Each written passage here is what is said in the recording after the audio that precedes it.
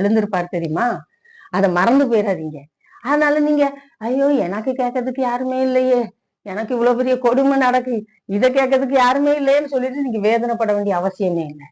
நீங்கள் தேவனிடத்துல சொல்லுங்க, கர்த்தாவே எனக்கு இப்படி நடந்துகிட்டு இருக்கு, அநியாயம் நடந்துகிட்டு இருக்கு, என்ன இப்படி வேதனைப்படுத்துறாங்க. கர்த்தரிடத்துல சொல்லுங்க, அவர் தம்முடைய ஜனத்துக்காக கடும் வைராக்கியமா எழுந்திருக்கிறேங்கிற. உன்னை தொட்டவன் தொலைஞ்சான், அதை மறந்துடாதீங்க. உங்களை தொடுறவங்க தொட்டுட்டு அப்படியே போயிட முடியாது, உங்களை பேசுறவங்க பேசிட்டு அப்படியே போயிட முடியாது. அப்படியே உருவ குத்தி வேதனைப்படுத்தி பேசுவாங்க அப்படியே. அதெல்லாம் கர்த்தர் பார்த்துட்டு சும்மா இருக்கிறவர் இல்லை, தேவன் கணக்கு கேட்கிறவரா இருக்கிறார். இன்னைக்கு நம்ம ஜெபிக்க போறோம், அநேக அற்புதங்களை கர்த்தர் நம்முடைய வாழ்வில் செய்ய போகிறார்.